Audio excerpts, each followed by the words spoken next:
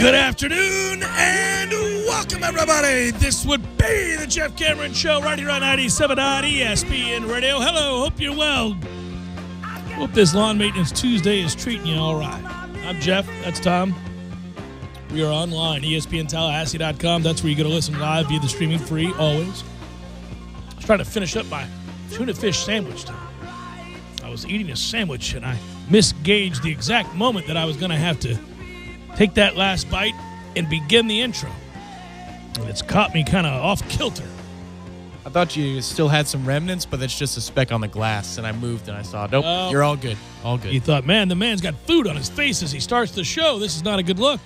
Well, that's right. We're on YouTube. ESPN Tallahassee on YouTube. Wouldn't matter before YouTube. It would not have mattered. I could have been sitting here butt-ass naked, as I often was. Oh, no. Email the show if you like, JCS at 97.espnradio.com. It's too chilly in the studios to be naked. Those were the days that we had the automatic shade, and I just put it up and said, all right, I'll just go off of the sound. Cameron again with that insistence on being naked when he broadcasts. On Twitter, it's at J Cameron Show. It's also at 979 ESPN Radio if you want to Periscope, the WTSM app, good for your mobile devices. Right out the gates, just out of curiosity, think we win a game, any game, the remainder of the season? Yeah, I do. You said that quickly. I wanted to see. I didn't tell you I was going to ask you that. I wanted to see what your reaction was, and if you hemmed and hawed or paused or half-stepped, pussyfooted about, I was going to know, but you didn't. Well, if it was for this weekend, I probably would have hemmed and hawed and had to think about it because there's a lot to do in terms of psyche between now and then.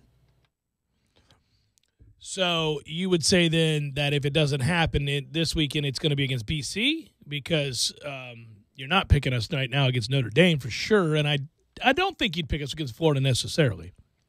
I want to see what Florida does to respond to this most recent setback. Are they all in, or were they front-running thinking that they could win the Eastern Division? I know, crazy to us, but who knows what they were being told in that locker room, and they put a lot of eggs in that basket this past weekend, and Georgia dismissed them, so it'll be interesting.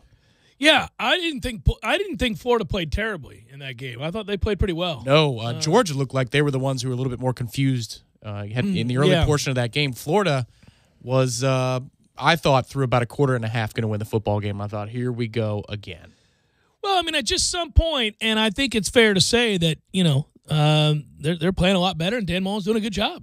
I mean, they're a lot better team than they were a year ago. There's no question about that. And, every set of circumstances is different, but there's just no denying he's done a good job and they're playing better. I don't think they're a great team by any stretch. It's funny. This is the week that we'll hear an awful lot about Alabama and LSU, and I hope that 7-1 LSU, number 4 ranked as it is going to put on a show and rise up and give Alabama competition. Nobody has yet, but I don't think they will. I don't think they were. I think Alabama is light years away from everybody just about, and Clemson's the closest to them. But I don't really believe there's anybody else. This is on the eve of the committee revealing the rankings, and we get to welcome that back into the daily chatter, if you will, with sports. It's so ridiculous, but, it'll happen. And then this year it's even more ridiculous because they're all playing, as I said, for the right to get their head kicked in by an Alabama team seemingly impervious to almost anybody else at this point in what they bring to the table. Maybe they're so desperate that they'll put Alabama at number 2 just to start the conversation. Alabama has outscored their opponents so far in 433 to 127. That is something to behold. If you want to look at the next closest point total in the SEC, the only one over 300 is Georgia at 309. Everybody else is in the 200s. Alabama's got 433. Man, so, we like to have that argument with our Canes brethren about 2013 Florida State, 2001 Miami, but I don't know that anybody can have an argument against this particular Alabama team if they finish the job, as long as they don't look completely different between now and the end of the season.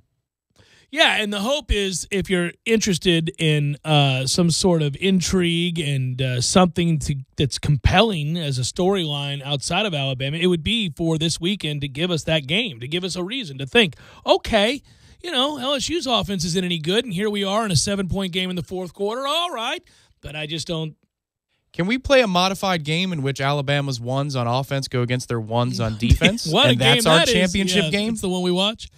I do think Clemson has a shot, though, so I'm not going to discount everybody. I think Clemson's a good football team. I love their defense an awful lot, especially that front. And so if you can make anybody one-dimensional, you can make it interesting.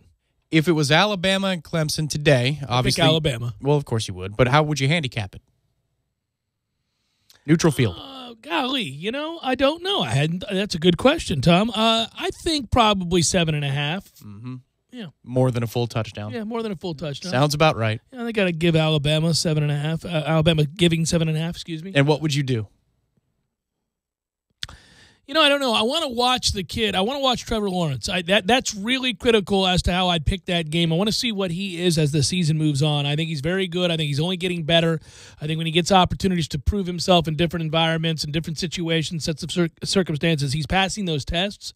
And right now he's doing so with flying colors. But let's see what happens the rest of the year, because for Clemson to have a chance to win that game, I think he's got to continue to get a lot better. He needs to be a lot better. And I think he can be, though. I think he is a true freshman, and he's getting time now. He's getting these reps, valuable reps in big situations. That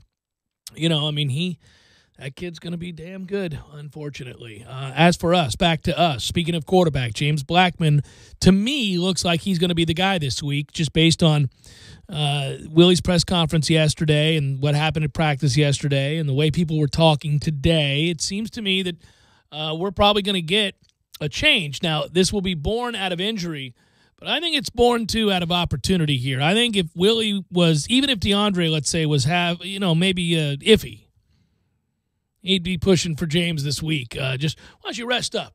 Why don't you rest up there, DeAndre? Let's go ahead and get James out here and let's get you rested up. Well, you got to know what you have. I mean, right? Isn't this discussion twofold? Mm-hmm. The discussion we've been having about philosophy and what you do with DeAndre moving forward. If you want a true freshman quarterback to be your guy moving forward, let this kid have a crack at it.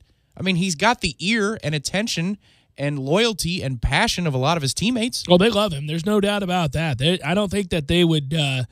I don't think they would view this as, hey, we're cashing it in, we're done, we're throwing in the towel. They'll look at this as an opportunity because they'll play hard for him, and that he has been so supportive of them even on the bench. You see it every week from the sidelines. I love the kid. There's a lot to like about that guy. Well, and his legs are alive as well. Mm-hmm. He seems decisive. That might not be a great thing. He did, and Walt Bell talked about it this morning, made a wrong decision to try and make a play and took a sack and ran into it. So maybe he's going to make 3 or 4 terrible decisions at 100 miles an hour, but he's making decisions at 100 miles an hour. Go for it. He's got upside to him. Is it more than DeAndre? No. Throw for throw? No. But he's got a strong enough arm to get the ball down the field and get the ball distributed to the perimeter. In that offense, he may have actually more upside than DeAndre. If he understands what he's looking at and how to count, he may actually have a lot more upside than DeAndre ever did in that offense. If you're talking about throw to throw, no, probably not. But I think there are so many more elements that DeAndre leaves out on the field every week. And when you watch these replays, you're thinking to yourself, my goodness gracious, that's not the way they draw that up, and that's not the decision they wanted you to make. So if he's making more of those decisions, he gives them a much better chance to have more productive plays on first down. Certainly when it comes into the read option, when you're looking at things and you understand which guy that we're not blocking and how to read that, and then also simple math, counting. Well, this is the thing too. It's something we talked about off the air. DeAndre will get you some points that you wouldn't normally have because he can make some throws that not many other college quarterbacks can make. That doesn't mean that he does it consistently, but he'll make 2 or 3 throws a game and you go, well, Jesus, dude, right? Yeah, that's crazy. That's in there. Yeah. Right. However, by and large, given the way the offense is schemed, right, and some of the things that we do leave open that he doesn't see, how many points do you think are left on the board every week? Between, 3 and 10? I think that's fair, right? First downs that we could easily have, momentum plays that are missed because they're schemed open. They are open, but he's not reading them correctly. I mean, this is the bang your head against the wall stuff where he's not seeing what we need to do, what we need to run in our principles.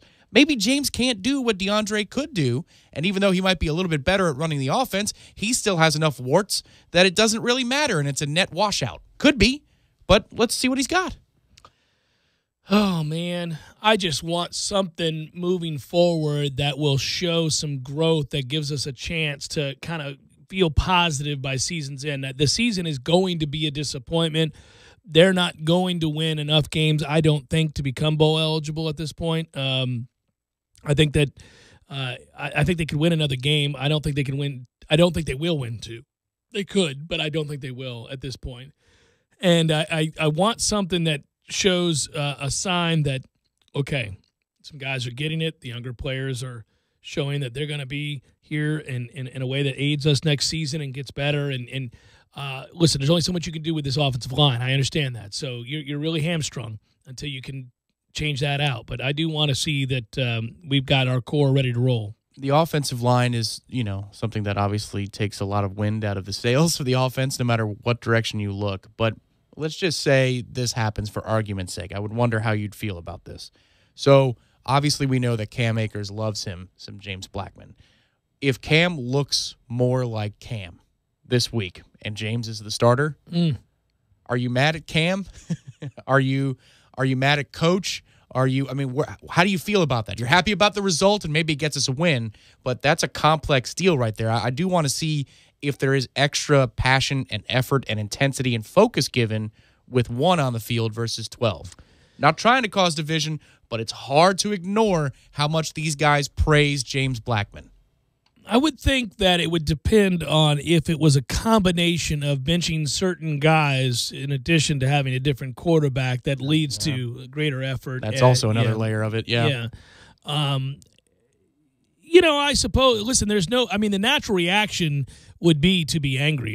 People would be. What if they go on the road and play exceptionally well on offense, something they haven't done all year long against a team with a pulse? I mean, Wake sucks, so I don't count them, and that wasn't on the road. But the point would be that, they haven't really done anything offensively all season long, and then all of a sudden you make a change at quarterback, and you do, the reaction will be negative. I mean, it'll be happy, hey, we won a game, and maybe we got the right guy, but what in the world took so long? The caveat to that will immediately be, what were we doing? Well, and you'll also have to consider the fact that NC State's given up, close to 100 points these last 2 weeks? 41 and 51, respectively, yeah. So there you go. That's also something to it. And how hard is NC State playing?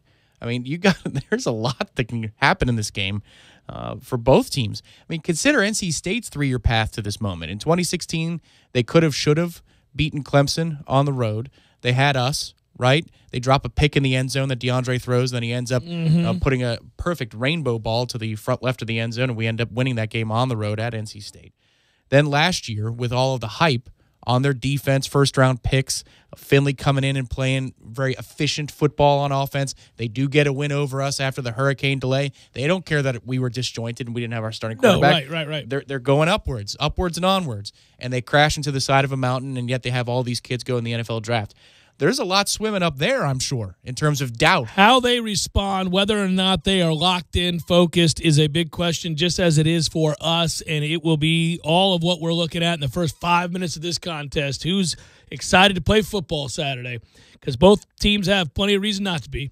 But, I hate that that's even part of the conversation. It's such a rare thing to have to really even consider, right, is that all eyes are on whether or not somebody's quit. But it enters into the lexicon when you have it happen. Well, when your head coach says in the postgame presser on a Saturday that happened, and he doesn't walk away from it on Monday saying it was just a few guys, but there were some guys, a handful. Yeah, that has to be that's a graphic on the TV screen. Mm-hmm. Has to be. The idea that we would be having this conversation before the season started is not something that ever entered the picture. That's when we talk about the levels of frustration and the profound disappointment. We talked about that yesterday. It's a frequent topic of conversation. I think, again, it's born out of the fact that there was such an uptick in emotional investment because of the change that occurred, that the mere thought that, hey, you could have a middling season, but it wouldn't be for lack of a buy-in and excitement and reason to play the game again and, all of that. You would see all the signs of growth and for a lot of reasons it hasn't happened. Some of those are the failures of this coaching staff, to be sure. And sometimes when we do the show, I can just hear our conversation, and it's almost like I step out of my body and I hear it as a listener, and I'm driving down the road going, damn, man, October 30th, and they're talking about whether or not we're going to be trying hard in a game and guys quitting, and God, that's just disappointing. I suspect we will be trying, but you can argue that we may not, and you have enough compelling points to do so. So It's just it could go either way. But if we look like we did for the first quarter plus on Saturday, then I do like our chances to compete and win this football game. I just don't know if morale is in a place where we can do that. I'm with you. I think we'll play well, and I think we'll play I think we'll play better, and we'll be in the game in the second half. That's my gut instinct as we start the show today. I do believe we'll be in this game, unlike the last one. I think we'll be in this sucker ready to go and give ourselves a fighting chance. Jeff Cameron Show, 97.9 ESPN Radio.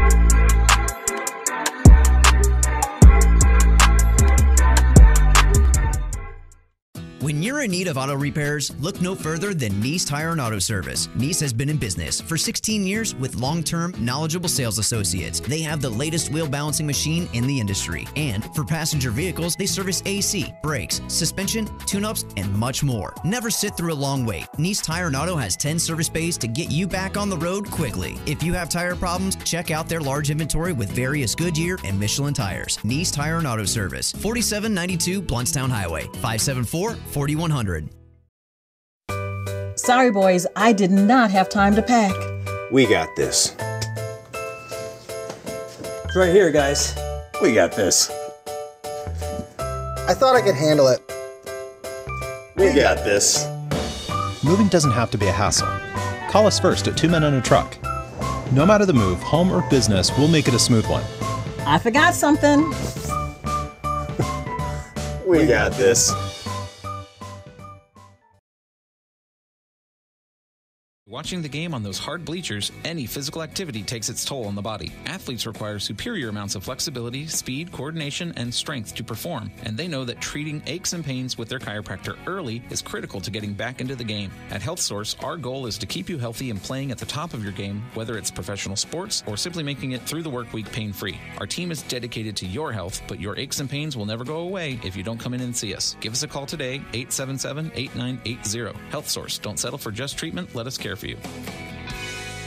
There's a price war in the insurance business, and you may be paying too much. Call the Term Lifeline right now and see if you can save 40%. $500,000 plans and up, that's our specialty. Even great smokers' rates. Protect your family today. Call the Term Lifeline right now for a free quote.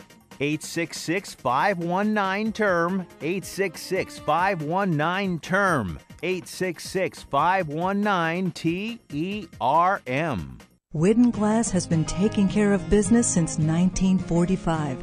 When you call Widden Glass, you're dealing with experienced, reliable professionals who offer only the best. Like Widden's top-of-the-line bath enclosures that provide style and luxury at an affordable price. Eye-catching storefronts are a specialty at Widden Glass. We'll help you design it and install it. Widden Glass, the first name in glass replacement. Call 222-5781. Sport Clips Haircuts Help a Hero program funds scholarships for United States veterans who are pursuing a college degree or vocational certification. Check in online and visit your nearest Sport Clips to learn more and donate from October 15th through November 11th. Games for Less, the only locally owned and operated gaming store in town, has Tallahassee's largest selection of new and used video games and game systems. The future of video gaming is at Games for Less, where they have both the PS4 and Xbox One. It's time to trade in your old systems and elevate your gaming experience now. Games for Less is also your headquarters for the best in retro gaming. Atari 2600, original Nintendo, Super NES, or Sega Genesis, you name it. They got it at Games for Less. Games for Less, the Super Walmart Shopping Center on Appalachia Parkway. Give them a call today at 850-219-3535. That's Games for Less. Tallahassee has always loved the Corner Pocket Bar and Grill on Appalachia Parkway for its delicious food, cold drinks, and Vegas wall of 8 50-inch flat-screen TVs. Now, the Corner Pocket gives you a new reason to start off every week at the CP, Monday Night Mania. Enjoy 50-cent wings and $5 domestic pitchers of beer every Monday night from 7:30 till 11 p.m. That's right, 50-cent wings and $5 domestic pitchers as you enjoy Monday night on the gridiron. The Corner Pocket Bar and Grill and Monday Mania. Tallahassee loves the Corner Pocket. Napa know-how. Right now, 5-quart jugs of Napa Full Synthetic Motor Oil are only $18.99. It protects your engine from sludge and extreme temperatures. But did you know it also protects our troops? Yep, with each purchase of Napa Full Synthetic for $18.99, a portion goes to the Intrepid Fallen Heroes Fund. Quality parts, helpful people. That's Napa know-how. Napa know-how. General States pricing. Sales prices do not include applicable state, local taxes, or recycling fees. Offer ends 10/31/18. This is the Jeff Cameron Show. Jeff Cameron Show on 97.9 ESPN Radio.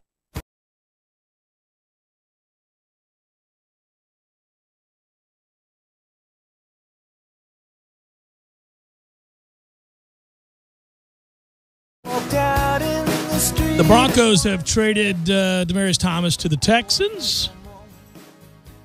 And in that press conference, I was alerted to the fact that John Elway is really old all of a sudden. Or I'm old, and he's growing old too, because that's how it works. And then he's out of the spotlight for many years in my mind, because I'm never checking John Elway press conferences, and I happened to tune in one to find out what the deal was worth, and then I look and I go, oh my God, what happened to John Elway? Looks like the Emperor. I was just, what has happened to him? We have made a trade. They acquired the Broncos a 4th-round draft pick from the Texans, and the teams will also swap a 7th-round pick. And that's that. All right. Demaryius Thomas, gone. Off to the Texans. Texans feeling froggy, feeling like they got a little something going. Eagles are going for it, too. They got Golden Tate from Detroit. Yeah, they did. From Detroit for a 3rd-round pick. He signed with the Lions in free agency in 2014. Feels like, I know this is not true, but I think Golden Tate's been in the league about 8 years, but it feels like he's been in the league about 17 years. Yeah. Thought he was about washed up 4 years ago when he was like 46 years old.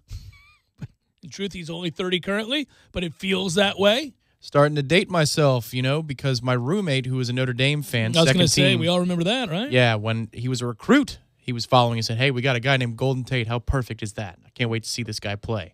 And that feels like it was 5 years ago, and it's not at all. Golden Tate's had an interesting career.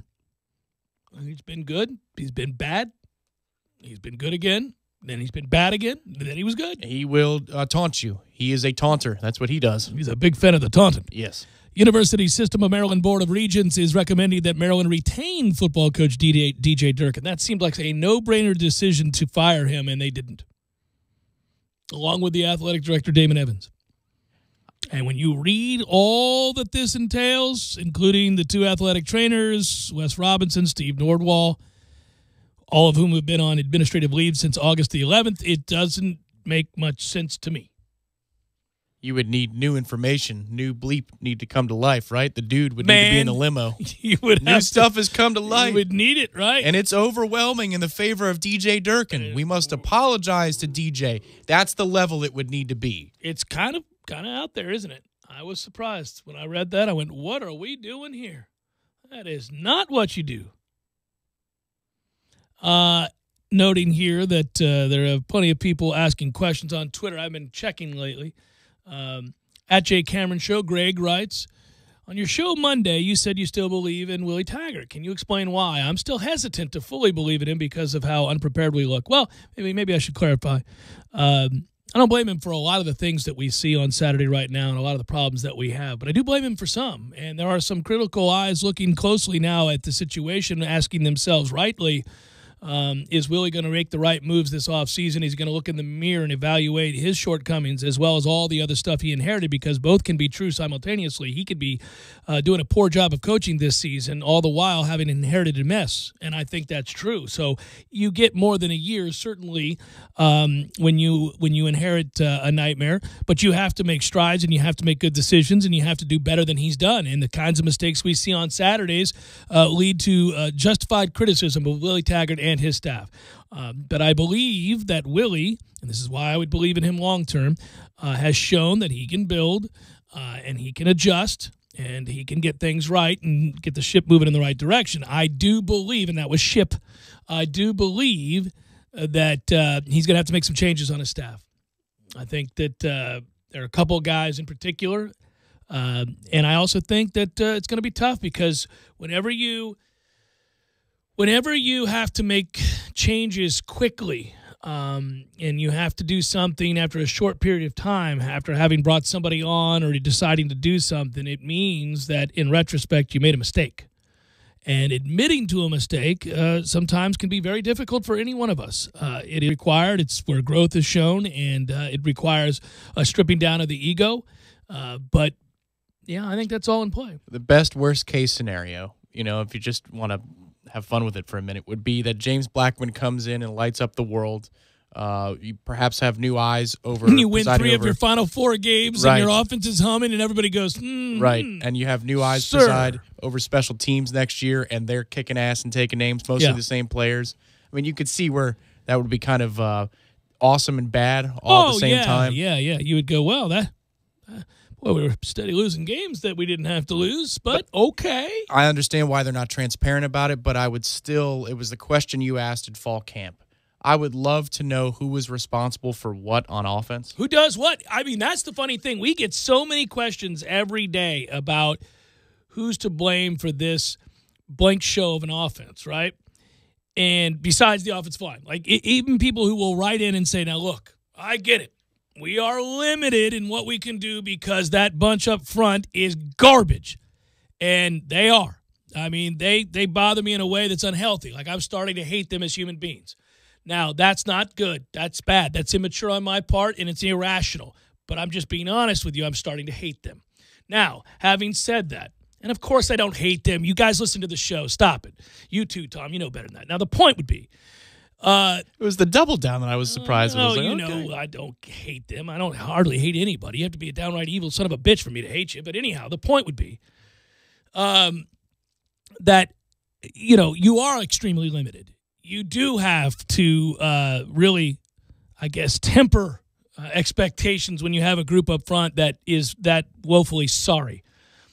But at the same time, you got to do better than like 1.2 yards per play. You got to do better than not doing anything ever on offense. You got to find something that you can do, and you certainly have to find ways to get better with alignment issues and just silly lack of discipline stuff that by now should be corrected or should be getting consistently better.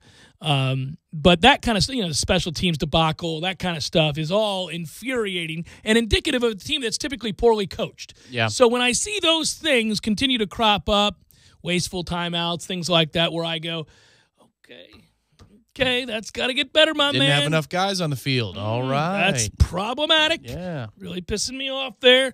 But, okay, those things I do point the finger at this group. Nobody else. Not Jimbo, not anybody on his staff. This group. But then I also know just, again, what a freaking mess that group was and that locker room was and that season was a year ago. My God. We're having to pull it out at the very end, scoring a grand total of 17 points against Duke. We're having to come from behind and find a way against Wake. I mean, we didn't just fire Nick Saban. We fired a dude who was 5-6 and was steady losing games to people he had no business losing to, 35-3 to BC, and they quit. So I get that what you got from the last group, a nightmare. What you have now, a nightmare. But you're here, and I need to see improvement from you now. As much as you can, within the context of that group up front sucks, I need to see improvement now. We're in the wrong business. We really need to start a placement firm for quality control coaches. just a placement for them. I mean, it doesn't necessarily work for every single situation with Willie Taggart, but you need somebody, make sure that your substitution patterns are okay, that the receivers know that they can speak to the line judge to let them know if they're covering somebody up like the tight end. Well, they speak to him all the time, and then they go ahead and shift forward and shift back and double down on the look over. It's as if they want the official to coach them. Substitution patterns, where receivers need to go if we're running tempo. Are you on the correct side of the formation? Maybe making these signs simpler, like the big ones that you hold up. So whatever it is. Or time management. It's not necessarily a bugaboo of ours, but it is for a lot of coaches.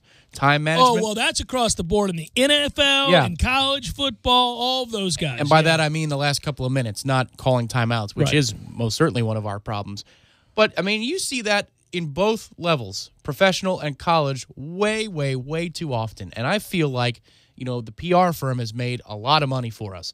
But if we wanted to open up a new venture, it would be a placement firm for quality control coaches. That'd be fun, wouldn't it? It really would. That's a fun job. All right, let me learn your terminology. I'll get you all set, and I will wear whatever color polo you want me to wear on Saturday or Sunday, whatever level I'm working at, and just come to me.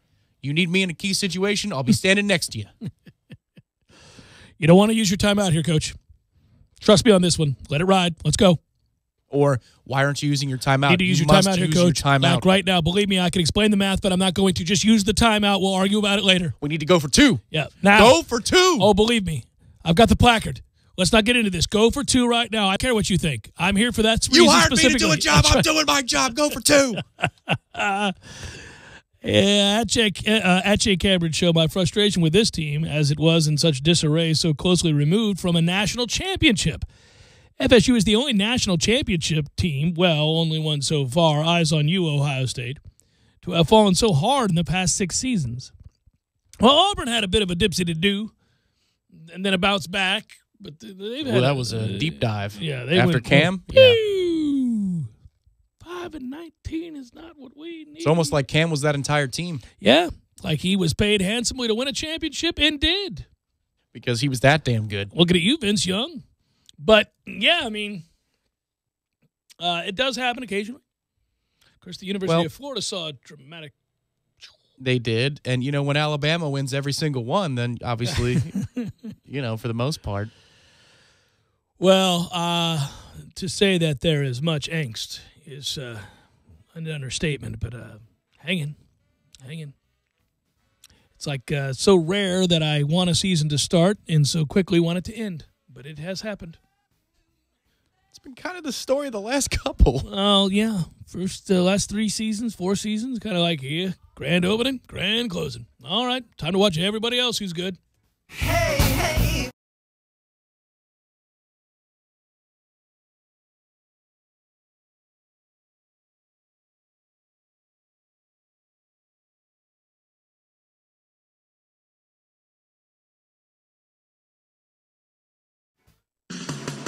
Looking for a new place to watch your favorite sporting events? Hobbit American Grill with 3 locations to choose from. Just show them your stub. That's right, your ticket stub from any local sporting event for $1 pints and $3 crafts. BOGO Mondays every Monday with 50% off specials. Like or follow on Facebook to get all the details. PS4 tourneys, trivia, karaoke, darts, and more. Lots of daily lunch specials under $8. Happy hour specials daily and happy hour all day on Friday. The Hobbit American Grill. From the notebook of James Naismith to the halls of the Donald L. Tucker Center, the game of basketball has always been a Tallahassee fan favorite. The Seminole basketball team welcomes you the opportunity to become a bench warmer. You never know when your number's getting called. Fans now have the opportunity to purchase a $175 lower-level season ticket and sit in a different seat every game. You could sit courtside as the Noles host Duke, Florida, Notre Dame, Miami, and Louisville. It's the best thing since sliced bread and all for only $175. Purchase your tickets and become a bench warmer. Call 888-FSU-NOLE or visit Seminoles.com today. The devastation is unparalleled in our history. The massive damage, displacement, and loss of life are staggering. The recovery will be long and painful. Hurricane Michael has left its mark with us. forever. Through it all, the remarkable devotion of utility service personnel, emergency management leaders, law enforcement and first responders, community relief organizations, and the hundreds of volunteers bringing aid and comfort to thousands of people here and across the region has been nothing less than heroic. It's hard to know how to express our gratitude, but right here, right now, this is our heartfelt word of thanks to all of you, our heroes, the men and women who have stepped up and remain determined to win this fight, and no doubt will go on caring and serving. Thank you. From Wood and Glass, Tallahassee's first family in glass since 1945, online at woodandglass.com. Hi, this is Ed West, Capital City Bank Market President for Leon County. Just like we do for our hometown teams, the Eagles, Rattlers, and Seminoles, our bankers are rooting for you. With personal checking accounts that include a Visa debit card, with chip technology and mobile banking access, we'll always have your back at home and on the road. At Capital City Bank, we're more than your bank. We're your bankers and your biggest fans. Visit ccbg.com/checking to open your account today. Member FDIC. Message and data rates may apply. Ask a banker for details. Just like football, when it comes to the court of law, you're going to need a solid defense. I'm Michael D. Blank, attorney with the Law Office of Jose Fernandez in Tallahassee. At the Law Office of Jose Fernandez, there is never an upfront fee, and if we don't recover, then you don't pay anything. Our team is dedicated to handling all types of accident, injury, negligence, malpractice, and wrongful death cases. If you're unable to come to us, we can come to you day or night. Call us now, 855-HOSE-305, for your free consultation today. The Law Office of Jose Fernandez. We don't get paid until you do. Offices, Tallahassee, Miami. JRFinjury.com. Go Noles. Football is in the air, temps are hot in Tallahassee, and so are the deals at Kevin's Fine Outdoor Gear. Regardless of the score, you still need to stock up on all your outdoor needs to get the job done. Kevin's is the area's top outdoor retailer, featuring thousands of hunting supplies from top manufacturers in the business. If hunting's not your thing, shop their great fishing tackle selection, including Shimano, G. Loomis, St. Croix, and much, much more. Need tailgating supplies? Kevin's has the largest selection of Yeti products in North Florida. Find them at 3350 Capital Circle Northeast, just south of I-10 exit 203. Only minutes from FSU. Pros know start with Lowe's, because at Lowe's, pros save big on the supplies they use most. Right now, save even more on select concrete mix, now 30% off when you buy in bulk. Plus, save 5% on eligible purchases every day when you use your Lowe's Business Credit account. Stop by or visit lowesforpros.com for details. So, Pro, now that you know, start with Lowe's. Minimum purchase required. Selection varies by location. Credit offer subject to credit approval. Can't be combined with other credit offers. Exclusions apply. U.S. only. With football season in full swing, don't forget about fishing our local waterways after the games. Fish are still biting regardless of the score. Sea Quarters Marina, Carabel, Florida. Open 7 days a week from 7 a.m. to 7 p.m. The marina has a ship store, which includes fuel, bait, tackle, ice, and all of your fishing supplies for the trip. Both diesel and non-ethanol fuel is available. Free Wi-Fi and pump out with boat slip rental. Sea Quarters Marina, 501 St. James Avenue, Carabel, Florida, 697-8400. Visit them online at seaquartersmarina.com.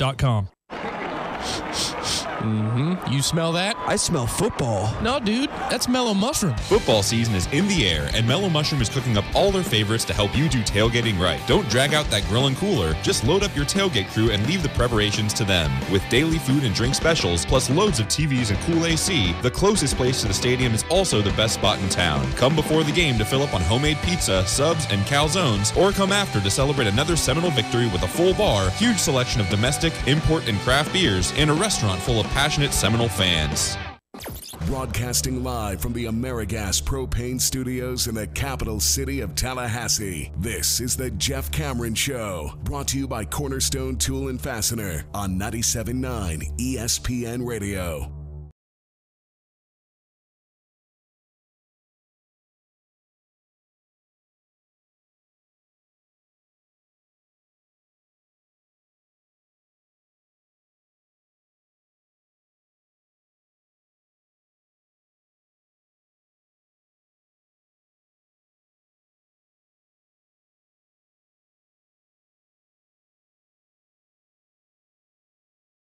You'll storm the border without me. At Red Russians writes, man, it has been a minute since Teddy could pour out some of that sweet pop-off and Coke. Come with the heat already at Jay Cameron Show. The people want their Red Russians. 4-4 currently on the seasons in the run for the Red Russians. Well, we got a game tonight that I will be watching, actually. Tampa Bay giving a 1.5 to New Jersey. I might note that total is at 5.5. These are interesting ones because these are interesting times. Typically, the first game back from a long road trip is not a good one for the home team. No. So if you're looking at that, but I would argue they rested in the previous game. Well, that's true. A little 7-1 drubbing. Yeah. I mean, ooh. Tampa's a little banged up. I don't know. I wouldn't be surprised if that's an overtime or shootout finish. We're not touching it. There are other teams and other games and other spreads. Everything, I got to say, Director Matthew, you're always the one with the handle on this. Did you happen to notice tonight that we have, in the search for Red Russians, 1, 2, 3, 4, 5, 6 different matchups with the total under 6? 6 matchups with the total under 6. What's going on Tuesday? Ain't nobody showing up to score goals on Tuesday? Vegas is onto it. All right, so listen here, Red Russians. We don't just willy-nilly throw around picks. We get a handle on things so that the nectar that is the Red Russian can be enjoyed with greater certainty throughout the course of a season. That's why you got to take it slow early in the year. It was split right down the middle last week. 8 games, 4 went under, 4 went over, 5.5. On a Tuesday? On a Tuesday. See, Vegas is starting to get dialed in on these Tuesday matchups. What you want to maybe do is look into the overs for all of tomorrow. There's only one game tomorrow. That's not what you do then. Not what you do. Just take the over on Chicago at Vancouver. Just the one game there. That's kind of a rarity. Excuse me. Rarity. Yeah. Rarity. It's rarity time to get them Wednesday games. You usually get multi. Ordinarily. Not this go around. Tonight at 5 o'clock. That would be today, not tonight. Today at 5 o'clock begins Seminole Headlines. We still have a full good hour. This hour has been not so good. But that's on me. I'm kind of... Has it not? I mean, this segment's segment's been a going fine here hour. or there. No, it's been a fine hour. I find myself after we do Seminole Headlines and then also do live Jeff Cameron show that it gets to, you feel like you can be beating a dead horse here a little bit because I know the talking points of the day all center around the kind of effort we're going to give or not give tonight, Saturday afternoon against NC State, and I've talked about it a lot. But I do believe they'll play hard. If they don't, it's a sure sign that we're not going to win a game the rest of the season. Well, what's interesting about this game, just to get into the nuts and bolts for a moment, is that NC State's weakness on defense is through the air. And James Blackman does have a strong arm to get the ball down the field. Accuracy has been the concern and probably why he didn't win this job out of camp. Wasn't accurate enough with the football. At least that's what we saw when we could watch practice as members of the media. But, I mean, you're looking at 92 points the last 2 games, and it looked quite sustainable. It didn't look like, well, that's just Clemson being great on offense. No, Syracuse dropped 51 on that ass. Right. Syracuse backs it right back up, and we've got some big targets that you can get the ball down the field. Let's make it happen, baby. Wouldn't it be something? Wouldn't that be a sight for sore eyes if we looked up on Saturday on the road in the Wiz Palace, and the next thing you know, it's 48-17, and we're just, look at this beatdown. Willie has flipped the switch. He's figured it out. To peek behind the curtain, you did the War Chant report last night. I did. We did it very early this week for scheduling purposes. Corey, myself, Ira, everybody's schedules are kind of messed up this week with what he has, what I have with this and SiriusXM and Halloween and everything else that's going on. And so I said at the end of that, that I thought we'd be in that game with a chance to win it. I think you and I both agree that we're cautiously optimistic about the effort we'll see on Saturday. Is that right? Yeah. Not necessarily win-loss, but, effort and ability and commitment and all that kind of stuff. It's the most intriguing element of the game is what does Willie do now? Because you call a team out and you call them out in public and you question whether or not they're competing and you call people quitters and you announce to the world that they can't play if they're going to do that.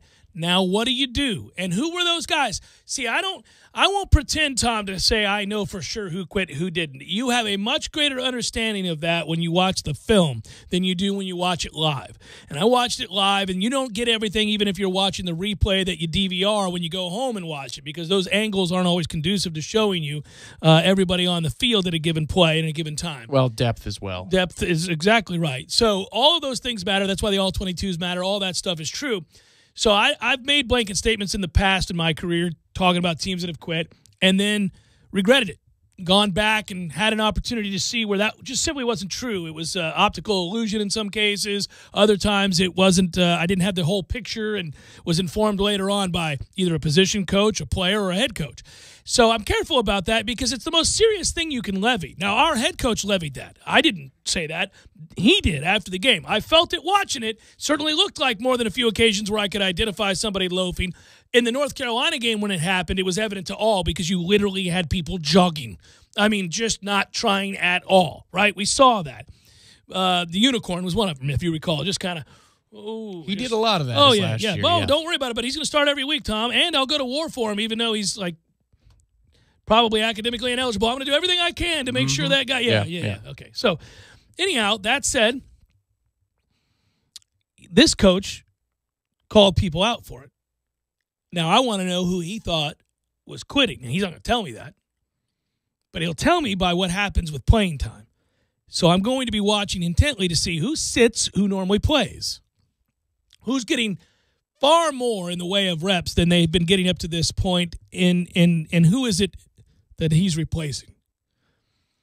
Some of it will be misleading because we are at the stage in the season where you can begin to play the freshmen and not lose their eligibility or their red shirt. Excuse me, not their eligibility, their red shirt. So technically true. Yeah, but you can look at guys now and go, oh, look, Amari Gainer's playing. I wonder if so-and-so was quitting, and that's why Gainer's playing. Well, no, maybe it's just because he can now.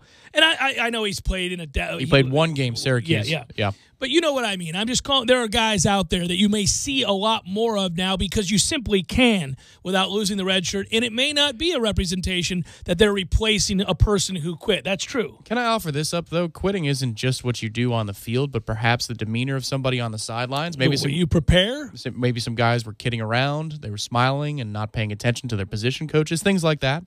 I mean, it doesn't always have to be what the All-22 says. There could be some stuff that left him very sour about the way the sideline handled this defeat. For sure. And those things always rub everybody the wrong way, man. You got to at least care that you're getting your head kicked in, right? By the way, so here's a weird one to kind of kick around and figure out. Do you think Naquan Murray quit? Yes. You think he did because your belief is that by throwing the punch, it was his way of saying, I don't care to be here anymore, and that is quitting. 100%. And then the way he walks into the tunnel and chucks the helmet, well, that's still public view. I don't care about that. You're not in the locker room yet. I care about it, but for different reasons than you're citing. That to me, is not germane to quitting. That's just a lack of... No, the punch is more germane, but that hammers home the notion to me. I think what hammers home here is that he's a hothead who's not in control of his emotions, who can't handle himself after all of these years in a way that is respectful of the larger picture, the greater group, and the greater good of the team. That doesn't mean he's a quitter. I'm saying... He's not a team player, and he never has been. Completely agree with that. Doesn't mean he's a quitter. So what I'm saying, all those things are deleterious to winning. I agree, but... I mean, if you see him in the second half, it will be because Willie doesn't think he quit. Could be a bad teammate and inconsistent, and he could be a number of things. He could be a petulant child. But he helps us enough in the opportunity or the journey to try to win football games that I'm going to overlook all of that to get him on the field. Maybe. Now, you would disagree with it vehemently, obviously. Vehemently. I do, too, but I already did. I did 8 games ago. I did last year. I did the year. I mean, that kid has always pissed me off, so that's me. Well, but how many things have to happen before you say, I'm just done with you? I got to wash my hands, man. Ask all these coaches. All these guys do that, man. Coach Fisher did it all the time, running the same group out there every week after there was evidence that they weren't going to be what you needed to win football games. And what did we do? We hated him for it. But one thing he didn't do, which also led to, I think, resentment, he wouldn't ever admit that they quit, even though there was overwhelming evidence. The North Carolina game, the Boston College game, they didn't quit. And in some ways, that's what allowed him to get away with rolling them back out there, was that he never said they quit. Even though we all knew, which is worse. That's far more disingenuous. Well, they're both disingenuous. I mean, no. Especially after this week. If he doesn't listen, he suspended 2 guys. Now that's for whatever, for a half. But you want to praise Marvin Wilson for doing everything about being what it means to be a Nole, right? That's correct. All right. Well, can we start him? Can we begin the conversation by starting him from now on? Because he's also your best player. Yeah, he is on that defensive line. He is. So let's do that. Let's play him more. But if you're going to praise a kid for that, and you're talking about what it is to be a Florida State Seminole, and you want to do the rah-rah stuff, then a guy who isn't blocking for his teammates, that shows up as quarterback when his quarterback makes a bad throw, that decides to throw a punch in a game like this when all the chips are down, which means I'm done today. I'm done for today. He shuts down on you in that moment. I don't care. I don't care that he's good. Trayshawn Harrison's a better football player who's going to make more mistakes. But give me that kid because he's downfield blocking for Keyshawn Helton in the 4th quarter of this game. Yeah, no, what we're getting at is that we agree that we wouldn't play Nooney Murray, but for different reasons. I agree that he's not a help to this team long term. He doesn't give you the best chance to win, and he's certainly not somebody who's going to help engender the culture you're trying to change. But I also can say all of that while saying, he may not view that as quitting. He may not look at that as the same as quitting. He may just think that, So being a bad teammate, though, is all right? Oh, I think Where are we drawing the line? I mean, there are plenty of bad teammates that have helped a lot of teams win football games. But are we at a point where you have to start moving the line a little bit because of what just happened? That's what I'm going to be looking for, and I'm interested to see. I don't know. I mean, what I would do is irrelevant to some extent. Because, I think what happens here, and here is, you're right, the little kind of gray area, is he's tried to placate, I think, a little bit some of the guys that are bad teammates, and it still didn't pay off. So what does it matter anymore that guy's part of the equation? I mean, he's gone in 4 games anyway, so let's move forward with people who are going to build each other up, not tear each other down. I like that way of thinking, and I agree with you. I know you got to field a team and have people who understand the playbook as well. And if you think you got a chance to win some games and become bowl eligible and salvage something of a season, you may be apt to play those guys. Your offensive line can't execute it, and your quarterback kind of doesn't understand it either. I mean, Jesus. At this point, then at that point, what does it matter, right? Yeah. Well, with Trayshawn, it's not like we don't have other options. They're not a season. They're going to make mistakes. They're going to make lots of mistakes. But will they for the right reason? Or are they going to shut down on their teammates because something goes wrong? No, we are actually in agreement here. We are. It will be, I'm curious. I'm talking about it from a standpoint of what did he see on film? I don't know. I didn't talk to him this week. I talked to him this week. You're talking about how does he view it, and I'm saying that. Yeah, I know how I view it, and I know how you view it. Damn it. Yeah, I mean, I agree. I view it a lot of ways too, but I mean, I want to see how he views it and what he does about it. I mean, we're all watching now because what the hell? It was 59-3. Yeah. But you know what's crazy about Nooney to me is he will make catches in traffic, but I guess he's doing that for his own highlight reel. But that is a selfless act, and that's something that should be applauded and lauded and built upon, right? I mean, he makes one in this game where they're judging whether or not it's a fumble. And that's after he was missed earlier in the drive, and he flips out, and he's jumping up and down like a little baby. But then it's inside the 10-yard line, that catch. That's a dangerous catch. That's a man's catch. And that's something you do to sacrifice for your teammates. It's just kind of a weird inconsistency because there. He's volatile and immature, and that's different than quitting. And that's what I mean. Willie may play him a lot because he sees that catch. He sees those moments and said, well, he is still willing to sacrifice his body. He's still willing to make those plays, which is not indicative of somebody when quitting. the ball is heading towards him, yes, he's willing to do He's that, selfish. yes. No, I'm not arguing with you there. He's selfish. Sometimes, Terrell Owens was selfish. Help you win a hell of a lot of football games. Nooney Murray's not Terrell Owens, but the greater point is right. Yeah. So there are a lot of those guys. But, the other question is, and this is philosophy stuff that you're right, it's up to coach, and that's his call, and we can be pissed about it, and I am. But you're pissed before you know what he did. We'll see what he does. Well, no, I'm just talking about leading up to this, too. There's more than enough evidence that kid is not willing to commit, and it's not specific to Jimbo Fisher. Right. 2016 Orange Bowl. Doesn't block on one play, the final touchdown drive, makes a brilliant catch the play after that, right? Or 2 plays later, whatever it is. There he is in a nutshell. Is he still the same guy? Yeah. Still the same guy who occasionally helps you win a football game like the one against Louisville. I mean, that's what I'm saying. It's maddening. You can't talk to me then about winning the right way with Willie if you're willing to make those concessions to a player that doesn't play for his teammates. Right. He's not completely different from Jimbo in that way then, right? If you think, well, again, we have to define our terms, and it really does become a little nuanced here. We're not so blessed with this exceeding number of players that could come in and replace him who do it the right way and allow you to win football games right now. At Clemson, he'd be sitting because they have 6 guys that are as good or better than him who do it the right way. Sure. And they'd say, you sit your ass because 6'4", 6'4", 6'4", 6'4" over here are all as good, if not better than you. Well, they are better than you. Or he would play the right way because he knows that he loses his job. That's right. And that's where the influx of better players and more of them and a created culture and a right way of doing things sets the tone so that when the next guy who has that same personality, as infuriating as it is, they got to get in line. But does he wear a single digit? He does, doesn't he? Yeah. Isn't that supposed to be about more than ability? I Isn't think that supposed to be about the total package? I think, again, that's an effort to be inclusive upon his arrival and saying, you can be a leader. I'm going to help you. You're going to help me get there. We're going to do this. And then things go south, and then he shows his ass.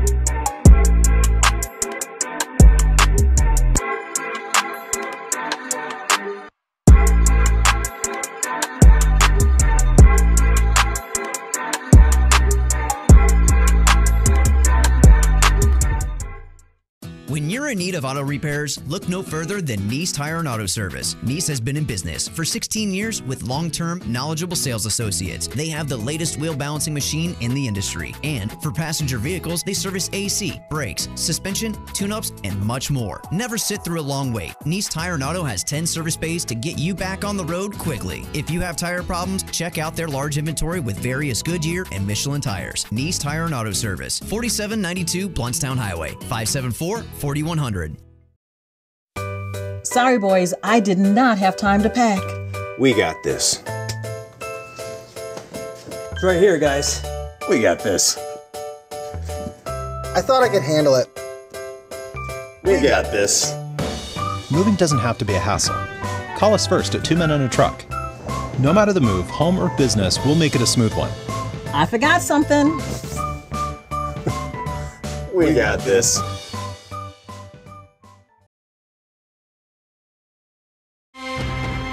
Enjoy 50-cent wings and $5 domestic pitchers of beer every Monday night from 7:30 till 11 p.m. That's right, 50-cent wings and $5 domestic pitchers as you enjoy Monday night on the Gridiron, the Corner Pocket Bar and Grill, and Monday Mania. Tallahassee loves the Corner Pocket. Car get caught in some gridiron action? Take it to Bob's Auto Repair and Collision Center. Now open at the new location on Lake Bradford Road. The new Bob's Auto Repair and Collision Center is still providing the best car care and collision service in town with the same great people, but now at a new state-of-the-art facility off Lake Bradford Road. Come check it out for a free collision estimate and find out why Bob's Auto Repair and Collision has been rated #1 with FSU students in Tallahassee for over 35 years. Bob's Auto Repair and Collision Center, 2293 Lake Bradford Road. Don't let your car get stuck on the bench this season. License number MV01209. Son of a biscuit. What was that? Something broke my windshield. Look at it. Now I've got to call my insurance. No.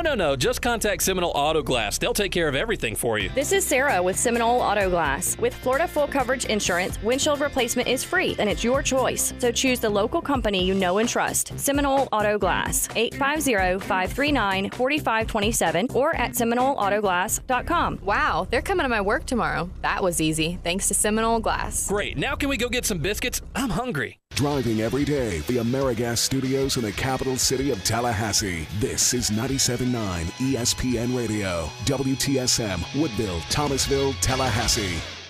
Hey, this is Jeff Cameron. And listen, it's tough to do things if you're not getting quality sleep. You know that. I wasn't getting great sleep in the past for a lot of different reasons, but I never thought about MyPillow. And then MyPillow reached out and said, you should try a MyPillow. And now I get that deep, refreshed next morning, I feel great kind of sleep that I deserve. And you do too. I couldn't do the things I wanted to do unless I got restorative sleep, and now I get it because of MyPillow. And now you're getting back into the swing of things, I'm sure. Since fall is here, you need rest more than ever. MyPillow has brought back their best offer ever. Buy one MyPillow, get one absolutely free. Just go to MyPillow.com. Make sure you use my promo code. That's 979ESPN. If you want quality sleep that has you feeling like a new person the next morning, take advantage of this offer now. Get one for you and one for your wife, husband, neighbor, the mailman. That's weird. Whomever. MyPillow is 100% machine washable and dryable. It comes with a 10-year warranty, and this is the new thing here, guys. With your purchase, your money-back guarantee is extended through March the 1st. It used to be 60 days, but now you got all the way to March. Go to MyPillow.com, click on the buy one, get one free special, and use my code 979ESPN. You'll get one free pillow when you buy one at a regular price. Take advantage of their best offer ever. Go to MyPillow.com, click on the buy one, get one free special. Enter the promo code 979ESPN or call 800-944-6596. Broadcasting live from the AmeriGas Propane Studios in the capital city of Tallahassee. This is the Jeff Cameron Show, brought to you by Cornerstone Tool and Fastener on 97.9 ESPN Radio.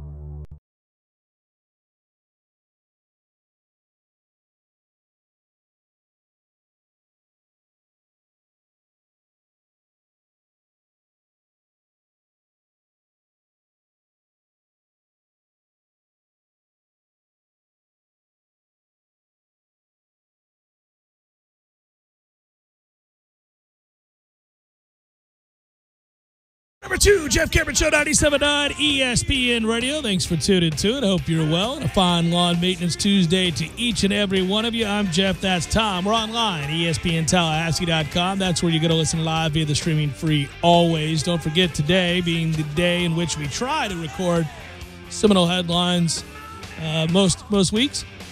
Will be forthcoming at 5 o'clock. That'll take you from 5 till 7. I'm with you till then. That's a good thing, by the way. This is also a good thing, I think. There's a chance Florida State will have a new starting quarterback this weekend against NC State in a game, Tom, that I believe, as I said last hour, that I think the Noles could win.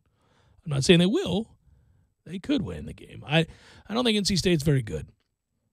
I think there's an opportunity to put up points on this defense. Now, listen, Finley's good. But they like that short passing game. I think that suits our defense better. And it matters to me here, obviously, in terms of whether or not you're going to have a chance in that second half, where your head's at. Coming off that last game, that's a fair question, right? But it's exciting to see the quotes today from the kids regarding James Blackman and the opportunity. Of course, James came in late in the game for an injured DeAndre Francois, who, by all rights, shouldn't have been out there anyhow. And he met with the media on Tuesday, and he was asked about what it would be like if he got the nod and if he's ready to go, if in fact that happens. I thought yesterday's press conference, something you and I did not touch on necessarily more than fleetingly, was that Willie seemed to be preparing everybody for the fact that James Blackman was going to start when he doubled down on that. Well, if you don't practice, you can't play. And it seemed like he was almost enthusiastic about that. Yeah, that was an interesting answer. Mm-hmm. I thought so too. It just, the tone didn't fit the way the question was asked. There was an out given, and he didn't take it and run with it. No, I think he was almost kind of leaning in. Hey, guys. Well, and given how defiant he's been, and I mean that, defiance, with the question about quarterback, yeah. Could James Blackman be considered? And he just laughed it off. Are you serious? And he laughs it off? Yeah. Oh, people are asking, huh? Yeah. Well, now it seems you're asking the question. I see. I think so. And, he says he's been ready to go to James Blackman all season and that it would not change the way he prepared. Quote, "It doesn't change at all. I've been working all my life, and I come to work every day, whether I'm the starter or not." Offensive coordinator Walt Bell said he was pleased with how James played against Clemson. You had the 73-yard touchdown to freshman Keyshawn Helton, and Blackman, on that play avoided pressure, stepped up, and found him along the sideline. He then went on to score. Quote, "I was excited to see him play well, to go out there and do his job," Bell said of Blackman. "We made a few plays. He wasn't perfect either. There's always room for improvement. Took a sack he didn't have to take, trying to run around and make a play, which in that situation, I get. You're trying to do something. There's a couple of things we can clean up with him. I'm just excited for him. If there's a kid that could possibly deserve it, it's him." And, I think, by the way, that will be echoed by his teammates, who absolutely adore him. They look up to him. He's been a vocal supporter of his teammates while on the bench. They cite his enthusiasm as something that kind of rejuvenates them. Gabe Neighbors said, quote, "That's a true teammate right there. He comes to work every day with the same attitude no matter what. He's a team player." Interesting. Quote, "Week in and week out, day in and day out, he's been there. He's always committed in the extra time, making sure everybody knows what we have to do in each assignment. The energy he brings to us at the practices and on game days, well, it can't be matched. He's just a great, great guy." Okay. I profuse. Well, this was the same thing in July when Cam Akers was asked about who's the one guy you would take with you in a street fight. And he said James Blackman.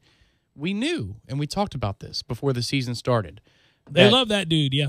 They love that dude, and in my opinion, he was a guy who better fit the personality of the team. The chip on the shoulder, emotion on your sleeve, and that's why I said a couple of weeks ago against Wake, I was glad to see DeAndre react to both the positive and the negative, because that's a little bit more of what James is like, and I feel like that mirrors the heartbeat of this team. But the problem is, I'm going to assume that Willie didn't just play DeAndre Francois for no reason. Right. So, can he play? Because if they all love him and he still throws a couple of picks early in this game, are we going to shut down? Are we going to care anymore? I'm not saying that he's that bad. I think James Blackman does some things that fit this offense a lot better. Look at his legs. I don't care it's going against scrubs. A lot healthier. He's a lot quicker. And he also, when he pulls it down and takes off. Yes, he's got some speed to him. He just was so awkward with the ball in his hands. He also makes the decision. Yeah. The decision that DeAndre never makes. Well, and the other reason I thought that James might be more suited for this offense is to get the ball out in space quickly. I mean, I think he has a better arm for those types of throws. Now, the windup might take a little bit longer, and we need to see. There's going to be inconsistencies here. I think it's maybe a half step better than this situation, but it kind of reminds me of Weatherford Xavier Lee. I mean, maybe the answer is there is no answer, and that's definitely possible here.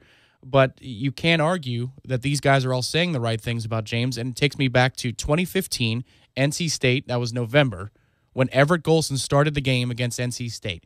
Couple of picks. Everybody was uninspired. Jimbo makes the change. Here comes Sean McGuire. When he comes in the game, we score 4 straight possessions. Mm-hmm. And you could see it in the offensive line's body language, the skill position players' body language. They played harder for that dude. We'll see if that's the case this weekend. Yeah, I think they're going to play hard. I'm not sure they wouldn't have played hard anyhow, because I think that if you make decisions to sit certain guys that have been unhealthy for the team in the locker room and the headspace, then you're probably going to see an uptick in emotional commitment, right? Now, it could go the other way, admittedly. When you call a team out for quitting and you say some of the things that Willie did after the game, who knows? It could be that we're in circle the drain mode. That's entirely possible, too, and I leave open that possibility, and I would obviously be saddened to see it, but it is possible. Well, that's the takeaway from yesterday or from Saturday is through a quarter plus, it gives me hope to see how closely we played Clemson, even if we were going to be outmanned eventually. That gives you hope for a game like NC State or BC or Florida, and it gives you a fighting chance against Notre Dame to see that you can do that against a team as powerful and loaded as Clemson. But it doesn't matter if your morale's not in the right place. So Willie clearly chose to press a button on Saturday. He didn't back away from it. He didn't double down hardcore on it yesterday, but he continued the message about there's a standard here, about effort, and we'll see how the locker room responded to that. But I don't know that that's a coincidence that you have a bit more of a charismatic leader coming in to take over the offense after what was, I'm sure, a week where they felt left alone on an island. The response to this team, if they go on the road and that kid plays well and puts up points and wins this game, will be fascinating. And from you and me, it'll be fascinating, and certainly from the fan base and his teammates, because people will begin to wonder, what in the world? Another misstep? It means all of this time you guys had it wrong, and that won't necessarily be fair, but that will be the response, to be sure. Yeah, it'll be the response. I'd like to have that argument because it means we won a football game and we're in position to make a bowl. It's a much better discussion to have, yeah. But NC State's giving up points left and right, and I'm sure they need to be on red alert for whether or not they're going to be interested in this football game, because they had a lot of big goals going down to Clemson, South Carolina a couple weeks ago, and those are all out the window. Well, now. they always are under Dave Doran, that's for sure. And I'm sure they might feel that way, a couple of players on that team. I mean, hell, annually they feel that way, I'm pretty sure. But, yeah. If you're an NC State fan, you're thinking, oh, boy, we better make sure that we get out to a decent start. It's funny. That's a lot of people sideline watching on Saturday for this football game because it's going to be the does anybody give a damn to be here moment of the day is the first quarter. Like, let's find out. Now, do we got both teams engaged, locked in, carrying deeply? A lot on the line relative to that game, of course, but a lot on the line. One fighting for bowl eligibility, the other still fighting for some sort of prominence within the league, who go on to have a great season. I mean, they had a game that was canceled due to weather, so they could go 9-2. In theory, I doubt it, but they could. They could end up having a fine season, or all those goals are off the table. Everything they thought possible is as good as gone, and you know what? Now we're going through the motions. We'll see. And for Florida State, they were called out as quitters. They were looked upon as really kind of a sham this past weekend, a joke of a football team. Where's your head at? Where's your heart at? Do you have the requisite emotion and intensity and focus necessary to go win a road game here and give yourself a fighting chance to go to a bowl at some point? We'll see. I mean, or this year, go to a bowl. Lose this game, you still have that chance, but do you even show up? Do you even care? Do you fight? That's where I'm I think it'll be fascinating. I tend to think that both teams are going to show up, and I tend to think this is going to be a good game into the second half. Well, I'm really interested if James Blackman starts the game for a lot of reasons. You listed a bunch of them, but for me, I thought he was starting to play pretty good football at the end of the season last year. It looked like the game was slowing down a little bit for him, and I get it. We watched the open portion of practice for the first couple of days, and he didn't have a good first impression in fall camp. He wasn't accurate with the football. He still has problems with that, and I think that might always plague him. He does some things well. The ball down the field is gorgeous. He gets it out quickly, like you say, off to the sides, out to the flats there. He throws it. He's got a fastball. I mean, he does have a fastball, and he strikes me as a gamer. Some quarterbacks are just gamers over practice type guys, but that doesn't mean that he's going to throw for 4 touchdowns and no picks. No. He could be terrible on a couple of drives. It's really kind of anything can happen. Kind of the nature of this offense, too. I mean, where you look real good for stretches and then you don't, or we never really look very good. But we can, at times, reveal that things are there. They're not being executed, but they're there. Opportunities are there. I mean, let's see if we take advantage of more of them this go-around. Jeff Cameron Show, 97.9 ESPN Radio. Again.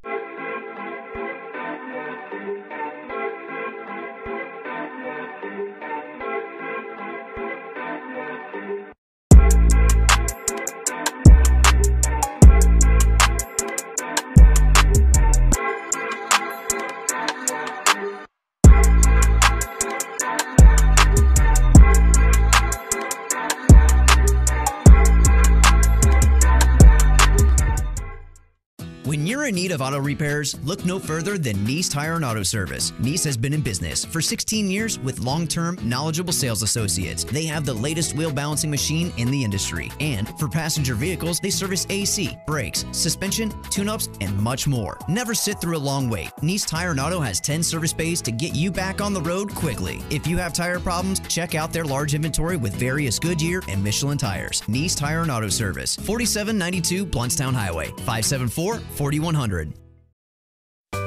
Sorry, boys, I did not have time to pack. We got this. It's right here, guys. We got this. I thought I could handle it. We got this. Moving doesn't have to be a hassle. Call us first at 2 Men and a Truck. No matter the move, home or business, we'll make it a smooth one. I forgot something. We got this.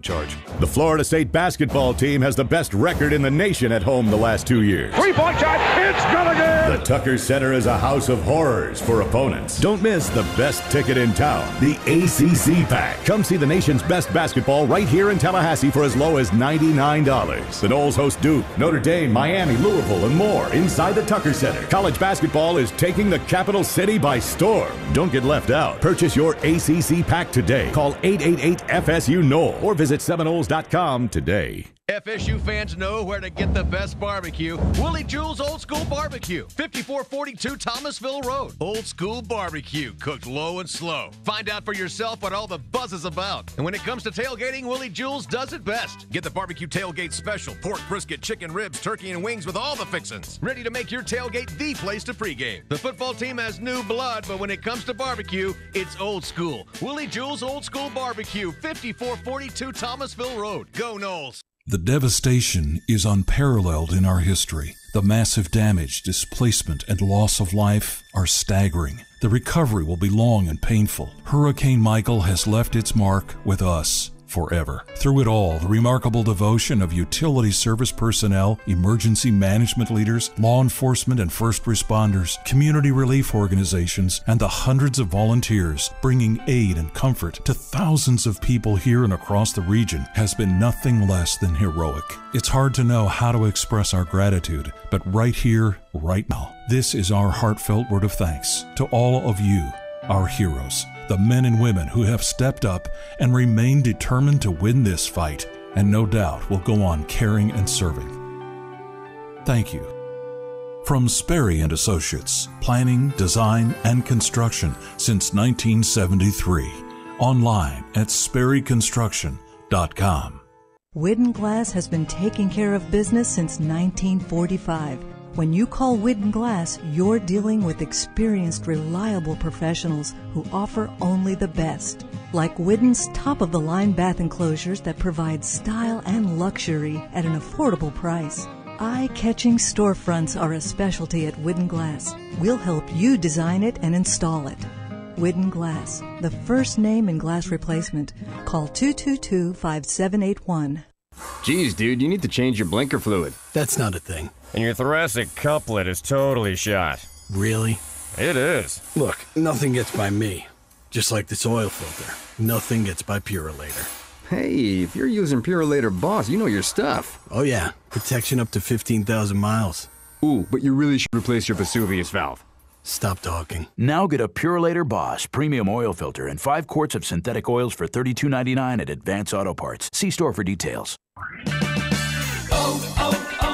O'Reilly. Eventually it's going to happen. You'll turn the key and your engine won't start. Don't lose your ability to get around. Visit O'Reilly Auto Parts for a Super Start battery. Whether it's a reliable economy, hardworking premium, or powerful extreme, you'll find it at an everyday low price. Don't let a dead battery slow you down. Visit O'Reilly Auto Parts. Better parts, better prices every day.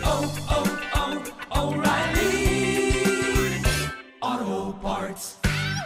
You're listening to The Jeff Cameron Show on 97.9 ESPN Radio.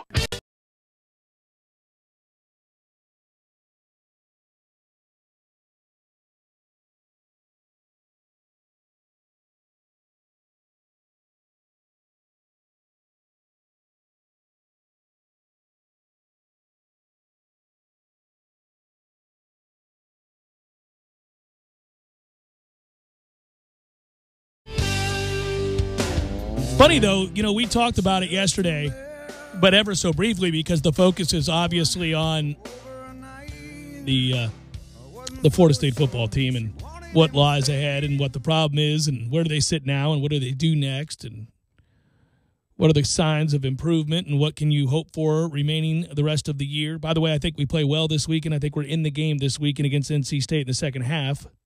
I said that last hour. I'll say it again here. I believe they'll play better. But I'm also banking, and I'm not going to talk about Florida State this segment. I'm going to talk about Jameis Winston and the Bucs. But I'm also banking on the coaches suspending players and demoting players that need to be demoted and or shown the pine, if you will, for more of these football games. It's not to say they won't play some of them here and there for reps, but they're getting less playing time, and you're playing the younger guys. I believe that will infuse some life in this team, people competing for jobs and understanding they have opportunities. Also, at the juncture of the season that we're in, there's no reason not to play young guys because you've got 4 games and you can play them without losing their red shirts.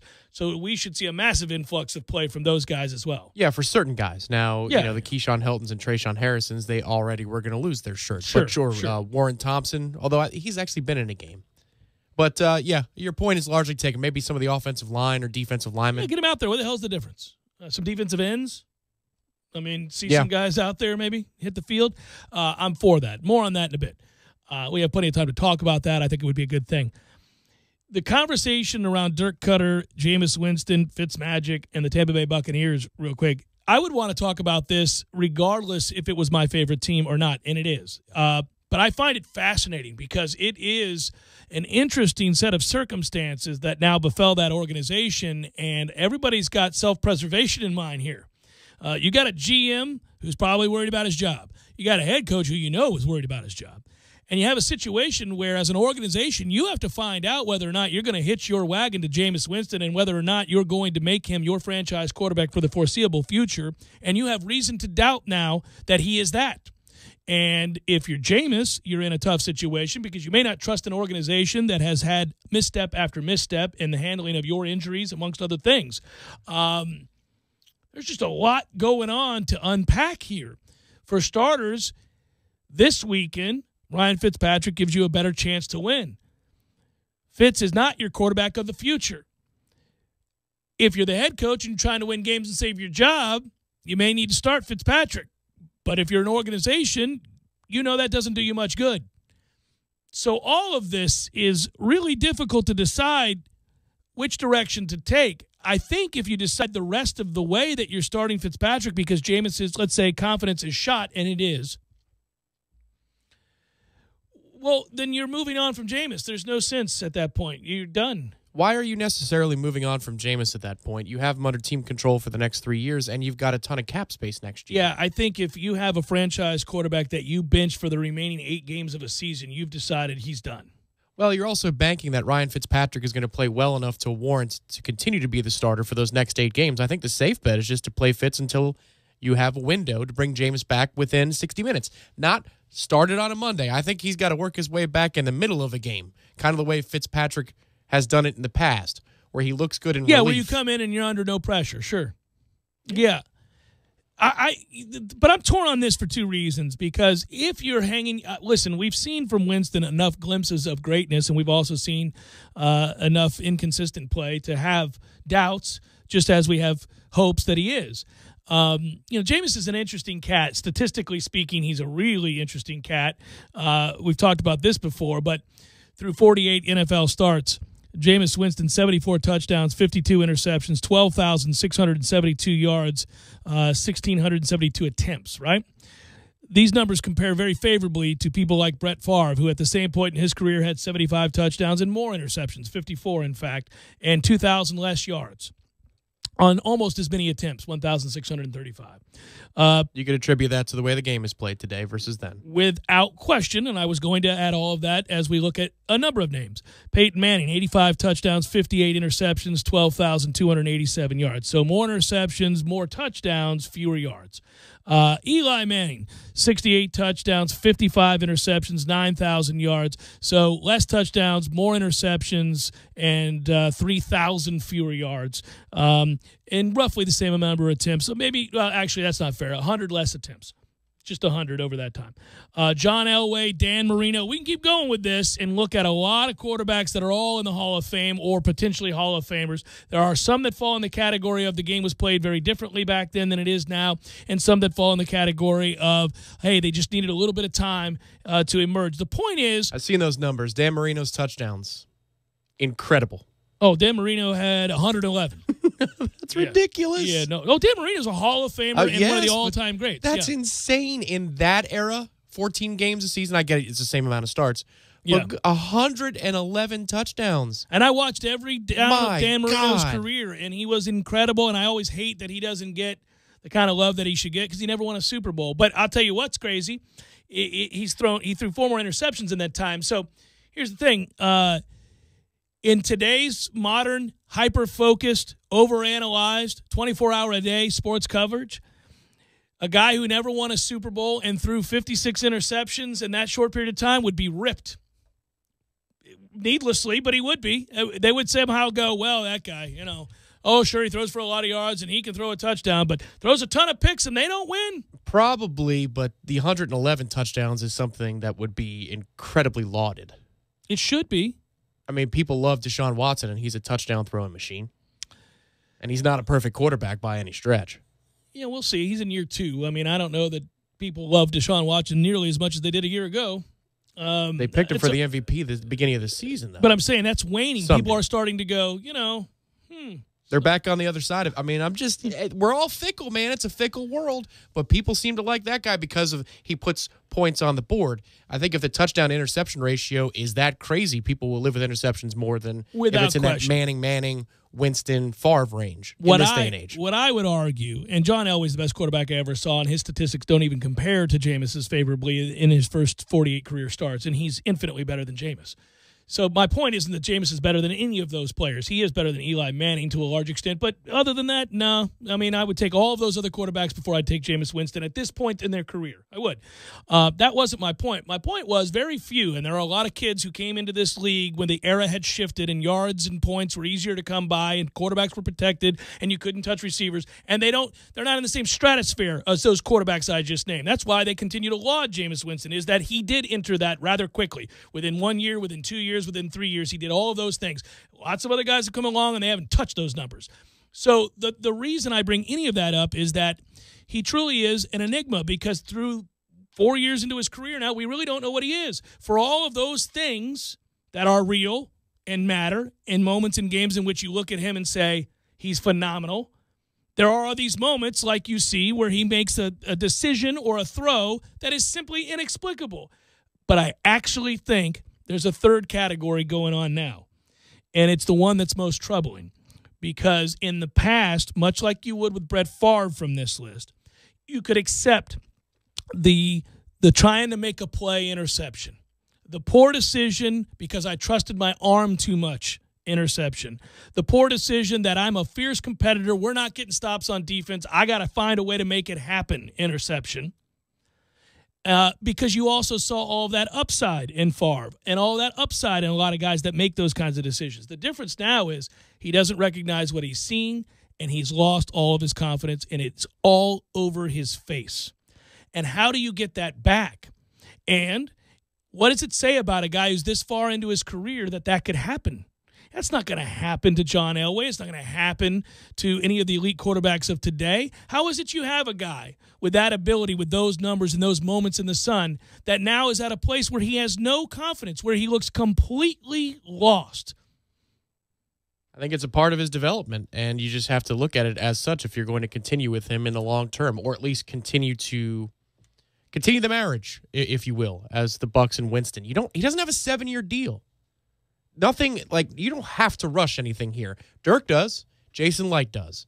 But as an organization, as long as you are comfortable with the baggage that comes with Jameis, all the other chatter, and the Bucs have proven to this point they are, right?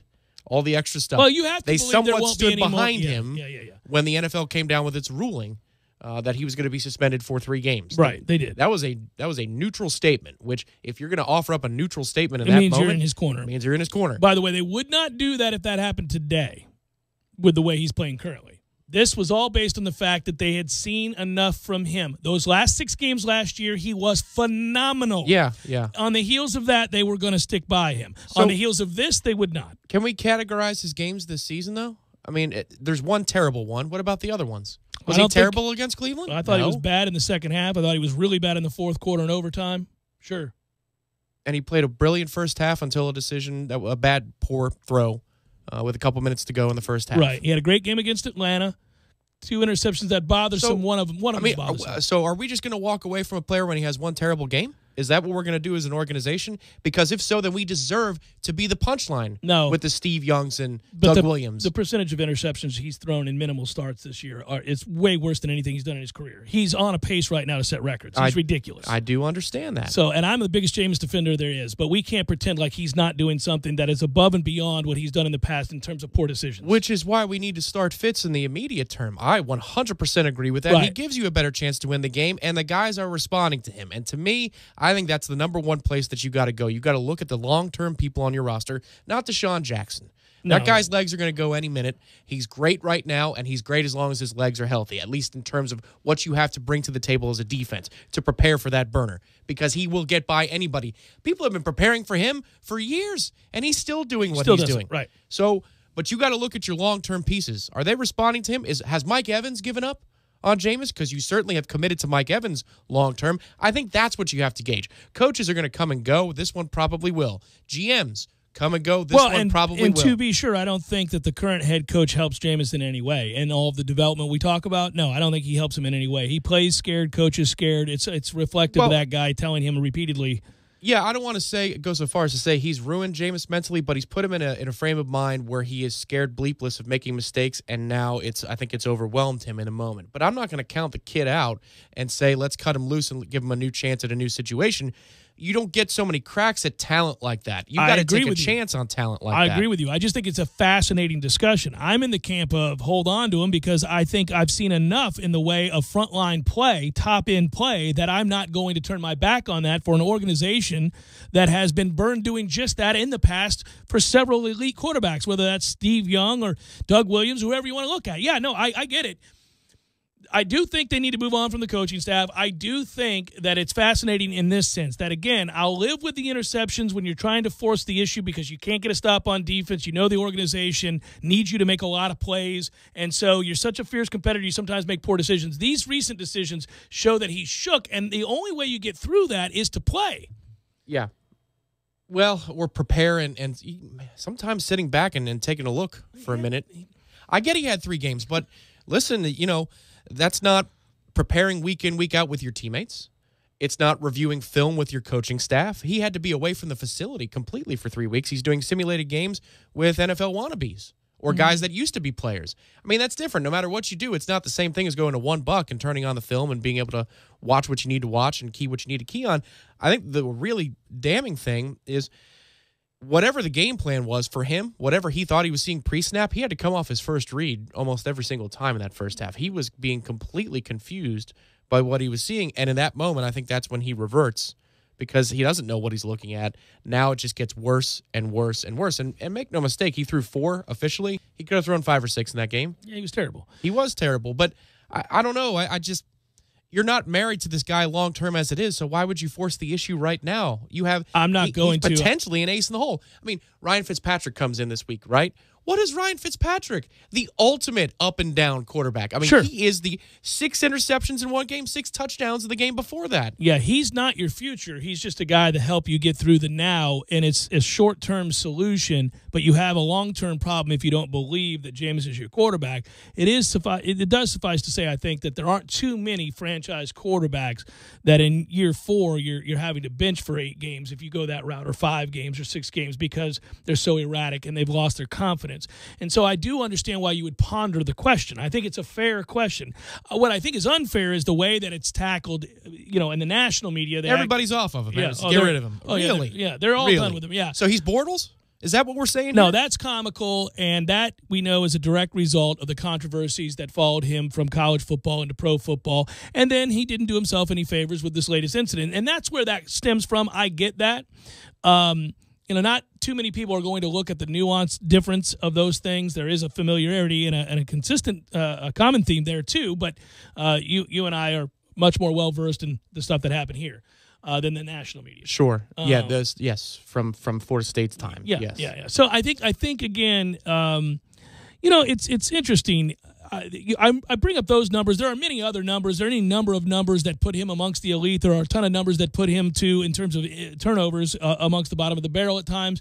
There are a lot of things in between, and I get all that. Depending on the argument you're going to make, you're going to pick and choose which set of stats you're going to look at. I just wonder what you do for the rest of this year. I mean, because he shook, because he's lost confidence, but because you got to know, because if you got to move on, let's say you're making the decision that you have to move on. If you want that kid at Oregon, you know what I'm saying? I mean, there are no guarantees. If there's a guy out there you like and you want to make a play for it, then you need to know that sooner rather than later. You don't want anybody from this year's draft. And plus, you're not out of this season. I know that's crazy, but that's exactly what they have to think about right now. They're not out of it. No, they're not out of it right now. But you're not really going to win anything with this defense. I just wonder when you play him. I just really wonder when you play him. I mean, how soon? Because it's a little bit like when we do baseball GM. If I look at my team and I got fans coming into the stands and we're right there in contention, but I know they're not winning anything, then I pull the trigger at the trade deadline. Yeah. And I know I'm going to get scorned, and I know people are going to go, are you kidding me? But we do live in a day and age where you can somewhat get unreasonably high number of picks and people and personnel for just trades. That never used to happen, but it's currently happening.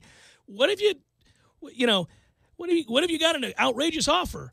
Would you consider it? Now, I think as Bucs fans, we all can kind of see the writing on the wall here. I can just anticipate now that we're going to do the thing in which we submit to public pressure and turn our back on this guy, and he's going to leave and get scooped up by a much more efficiently run organization, and he's going to win a ton of games for them. He's going to have structure that he needed here that he didn't get. He's going to have a coach that has a little what-for to him. Yeah. And then he's going to win a lot of games from afar, and we're going to go, yep, there it is again. Did it again. That's us. Could be. His confidence could be shot for good. And it could be true. Yeah, you're right. It could be Guayo. He's like great, and then he's domed up, and he never recovers.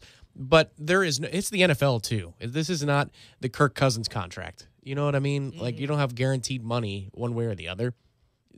You've got him under a team option for his 5th year for next year. You've got the cap space to do it.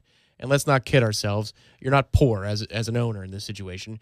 What you need to find out is he still preparing as hard as he ever has? I have no doubt that's happening. Okay. Do his teammates respect him? I don't know.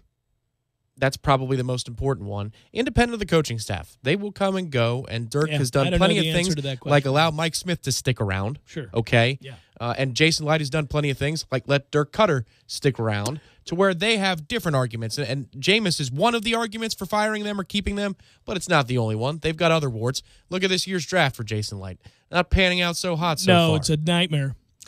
The biggest problem is that what benefits Dirk doesn't necessarily benefit Jameis or the Bucs long term. In the short term, if you're trying to save your job, what has to happen? You have to win games. And right now, the way to win games is to play the quarterback that isn't lacking confidence and isn't shook. So you're going to play him, but you would be inclined to play him more than you maybe should long term. So you try to keep your job, and this doesn't help Jameis or the organization in 2 and 3 years. Can I offer this out real quick? 2014 against Florida. Remember that game here? Yeah. It's the worst he ever looked when he was here. And that had to do with the situation here, as we know. It had to do with life, not necessarily football. Right. But what did he do after? I mean, he was lost that day. It may whatever the cause, it still didn't mean he had plenty of distractions his entire career here. Yeah. Maybe he was aware of some and not all. I think he became aware before that game, but yes. But I think he was aware of some things. And hell, I mean, he knows he's suspended for a full game against Clemson, and you got to come back and play after that, and everybody's watching you in that moment. What does he do? We play Georgia Tech the next week in the ACC title game. He plays great. Yeah, I'm a believer still. I'm not turning my back. That wasn't what this is. I just think they are in a fascinating situation. They are right up against it now in terms of deciding whether they move on from him, entertain the idea of a trade, entertain the idea of getting higher up in the draft and taking a quarterback. And I don't trust my organization. I also understand those that have said, I'm ready. I'm ready to move on. I don't agree with them, but I understand where it comes from. For me personally, it's a consideration after last week. I'm like, ooh, well, that look in his eyes has nothing to do with nothing in terms of public perception caving to the whims of the Tampa Bay Times or other outlets that are. No, as soon as I saw it, I think people were surprised that I'm on text threads with and go back and forth with fellow Buck fans. Yeah. I was before they were. I was saying, "Oh, that's it. You got to sit him." I would have benched him after the second interception. The pick six for sure. Oh, I would have benched him in the second. The second interception he threw is so egregious. I would have gone, "Okay, well, we're done here. I got a chance to win a game because they can't stop us right now." But this guy's killing me. Freaking winnable. Yeah, that game was very winnable, and he lost us the game. He lost us that game single-handedly. And yes. So, and he admitted that, which I appreciate, but it doesn't change the outcome. So, I think we should have made the move sooner. Which is, again, we get into all kinds of things. The hard part for me here, too, it's about chemistry and long-term believability. And by believability, I mean, do guys believe in him? Because when Fitz comes in, I mean. They love his ass. They love his ass. Yes, they do. He's also playing, by and large, really well when he comes in. Now, It is easier off the bench. When he started the game against Chicago, he was terrible. Yep. He had, Pittsburgh, he was awful until he wasn't. It was weird. Tale of two halves. Yeah, but that first half cost us the football game. Yeah, especially the one overthrow to a wide-open guy. Damn it, man. Yeah, I know. It's tough times. Just further documenting my team sucks. If your core players, whoever those are, David and Quan, if he's healthy enough, or Evans, if they don't believe in him, then is it time? Does that change your mind? Or do you believe in those guys? I mean, because you're going to have to make a choice here. I almost think it's Oh, I certainly put my finger on the pulse of the locker room before I worry about it. What Mike Golick has to say. Yes, I agree with you, but I'm saying but I'm saying I'm using him as a representation of media. Yeah. What I'm saying is, no, I understand that you have to figure out within the walls of your organization how do the players feel about him, and how do the people that he interacts with on a day-to-day basis. Sure, that's much more important than anybody's opinion outside of it. I don't know the answer to that question, though. That's a tough one. I have no idea. There are some that have come to his defense and pointed out what a good teammate it is, how hard he works, all those things, and there are others that don't. Can I offer this question up, though? I know he's a great teammate. Is he a great leader? I don't think so. That's important. Yeah, no, I think he's more of a passenger than a leader. But he may be a great leader as he's, this is the other part of this. We could do 3 hours on this. Has he found his voice? Well, but this wouldn't be the year to show that, right? This is the year to shut the hell up and go play football. But this is interesting to me. He's going through counseling, and that's been brought up and talked about, and you can read about it. He's talking about this. I don't know that that's helping the competitor. I don't know that that's helping. I think it's helping him grow as a human being. It's the scout with Albert Brooks and Brendan Fraser. Man, I mean, helping you grow as a human being and become reflective and self-aware. Yeah.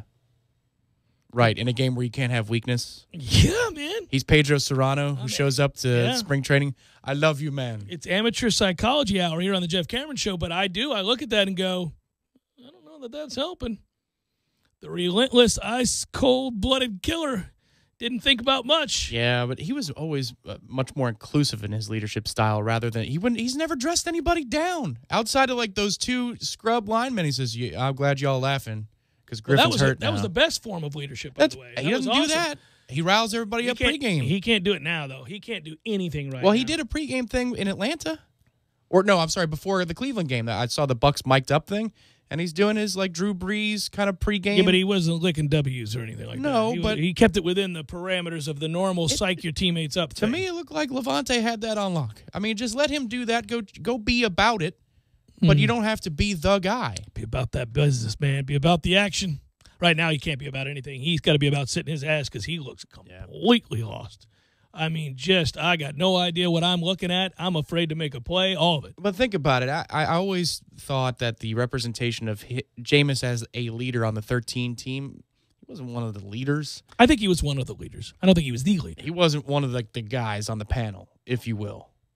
He would have had to have deferred to the veteran players that had been through more in the build back up who were also alphas, and he recognized enough to know that was important. And that's leadership in and of itself, to just play a role as opposed to try to usurp that. 14 was more his team, but, I mean, we weren't committed to playing hard every week. No, he did, especially not on defense either. You know what I'm saying? So the leader thing, I think, is a fair question to bring up. I think he does need to be a little bit more cold-blooded, but you're right. He's got so much of a ways to go to earn a voice back. He's just got to lead by example right now. Just work really hard, prepare as hard as you can, and try to get it and do it with your play. In due time, you'll be able to lend voice to that again. But for now, no, I'm just working really hard. Getting first in, last to leave. Jameis, you're on rhythm guitar. Yeah. It's the Jeff Cameron Show, 97.9 ESPN Radio.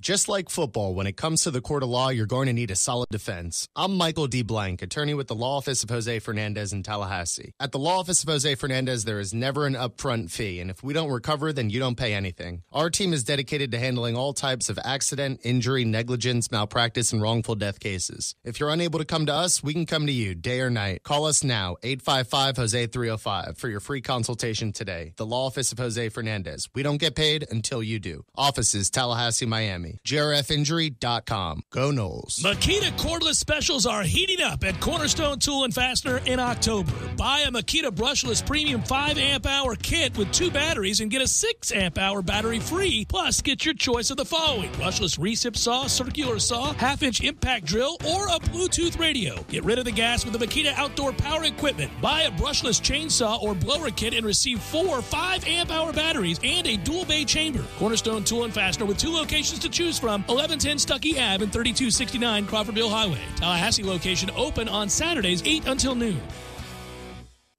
Football season is here, and you know what that means. Time to get together with friends over an ice-cold drink and some great food. What better place than Fire Betty's and Fox and Stag? They're expanding their food menus and would love for you to come over and give them a try, along with a unique craft cocktail or cold beer. Follow Fire Betty's, Fox and Stag on Instagram or Facebook for daily food and drink specials, as well as special events. Fox and Stag and Fire Betty's, located at the Manor in Midtown, serving food and drinks 6 days a week.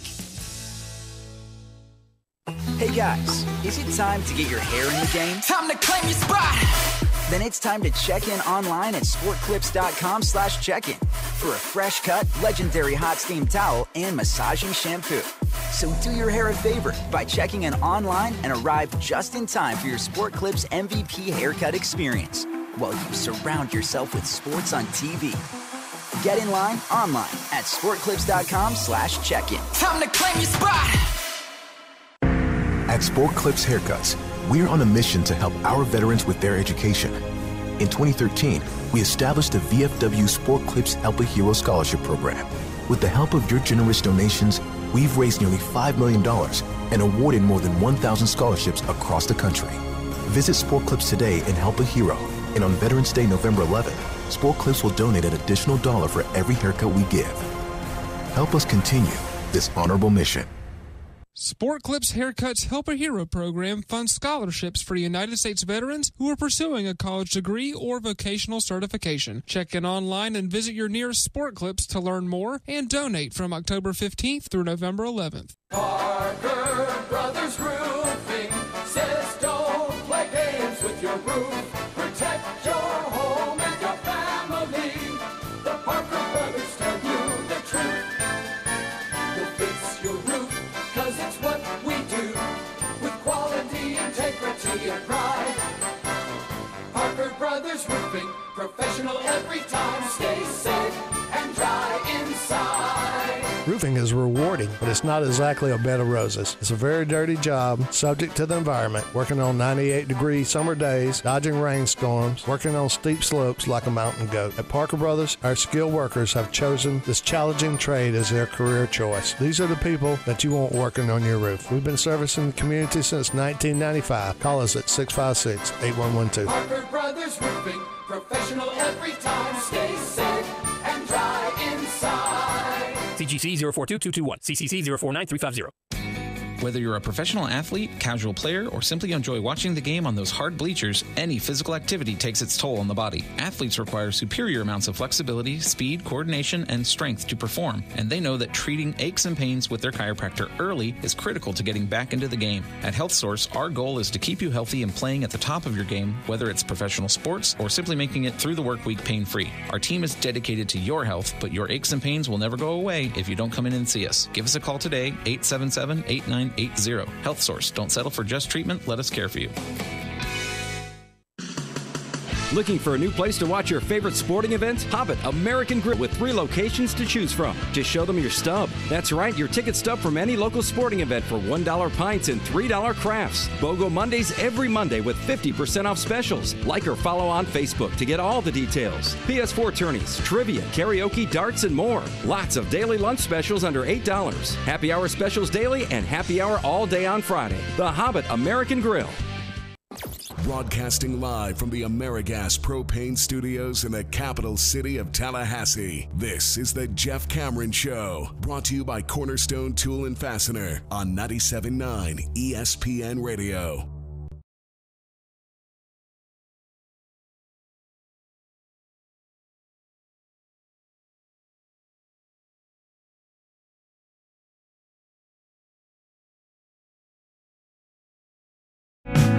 Seminole headlines coming up next. Take you from 5 to 7. You see that story about the Arizona guy falling into the well or the mine shaft, 100-foot mine shaft? My man was having to kill snakes and stuff while he's trapped down there, broke his legs. Wait, so he survived the fall? Oh, yeah. No. I didn't bring it up. That would just be straight morbid with no payoff, right? This is, this guy made it. He was trapped in an old abandoned mine shaft in the town of Aguila, Arizona. He fell more than 100 feet down a shaft sometime on Monday. The dude's name is John Waddle. He's 62 years old. He went over 48 hours without food or water. He broke multiple bones in his legs. He had to kill 3 different rattlesnakes while at the bottom of the shaft. He was looking for gold, and he was lowering himself down. He had a pulley system and everything, and it snapped. That had to be a hell of a moment, huh? This ain't good. He says that he reached and tried to grab the rope as he was falling, but of course the friction ripped all the skin off his hands as he was trying to break his fall. Add that to the broken bones too. Yeah, so he lands down at the bottom of this mine shaft, shatters his leg, breaks bones in the other one. His hands are bleeding, and it's 100 feet down. So what I always think about in these situations is, okay, now I've fallen, I've done something stupid here. What am I doing? It's 2018. I'm going down a mine shaft looking for gold like a dumbass. But here I am. Now I've made that decision. Poor decision. This thing broke. I break my legs. I'm at the bottom of a mine shaft. It's probably pitch black and spooky. Nobody's going to find me down here. Nobody can hear me. This is ridiculous. I've ripped my hands. So I'd almost want to be dead for all the stupidity involved leading up to that moment. But of course, the will to live is strong and powerful, and you're trying to make it happen. So my man is sitting there contemplating, what do I do next? What do I do in order to save my life? I've got to say, what is that sound? What is that sound? Is that a freaking rattlesnake? Are you kidding me? He says he took a stick and beat the life out of the rattlesnake. I guess he had the light. You have the helmet light, maybe, so he could see it? I suppose. Otherwise, that's a hell of a guess. You can hear him. Oh, can you hear him? Ooh, no. Yeah, so he's fighting off. The snake doesn't want to harm anyone, but it doesn't like having anyone. It doesn't want to harm anyone, but it doesn't like having anybody around. Thanks a lot, YouTube, for your rattlesnake sound. Just a dude talking about rattlesnakes with stupid elevator music. He's at the bottom of the shaft, and there's the rattlesnake. He beats it with a stick that luckily he finds down there. That's a good thing for him. What if he hadn't had the stick? Imagine that. Oh, I got to bare hand this thing with this rattlesnake. But it's one thing to have a rattlesnake make its way down to the bottom of a 100-foot shaft while you've broken your ankles having fallen from on high looking for gold on a random Monday in October. But it's another to survive that, and then, what's that? Another rattlesnake? What are we doing here? A second rattlesnake came for him. I would have thought, is this just where all the rattlesnakes in the world hide? Rattlesnake's like, Mommy, what did you do? Get you some, Junior. I'm beating that rattlesnake to death, too. And he did. And a third rattlesnake came for him. He beat to death 3 rattlesnakes. This dude, while dumb, is tough. Ripped hands, broken legs, beating rattlesnakes to death at the bottom of a 100-foot mine shaft. It's like our 80 or 90-year-old guy who was building the deck. Remember? I forgot about that guy. That's right. When he turned around. Yeah. Oh, get you some. Those guys could swap some stories. They could. He went 48 hours without food or water, but his buddy came to pick him up. His friend, and what a friend indeed, Terry Schrader, told reporters that they had a pact that ended up saving Waddle's life. He called me on Monday and told me he was going to go to the mine. We always had a deal. If they're not back by Tuesday or Wednesday, come check on me. Like this is some sort of deal. That's like common sense. Hey, babe, I'm going to the store. You know, if I'm not back by tomorrow, you may want to check on me. That's rich. He makes the drive out there with a friend. I got to go do this thing, okay? So just hop in the car. Hang on. Yep, that's a broken rope. All right, we better call the authorities. Well, he said he didn't come home yesterday, so I was bound and determined to come out there today. So he drove 90 miles to the mine to check on his friend who'd been sitting there for 2 days, saw his truck sitting there and went, well, I guess he's down in the mine. Called his friends. Called in the police. Oh, good Lord. They got a gurney lifting him out of the shaft. He was taken to the hospital. He's going to make it. With stories to boot, broken legs, and images of beating the bejesus out of rattlesnakes. Seminole Headlines up next. Stay tuned.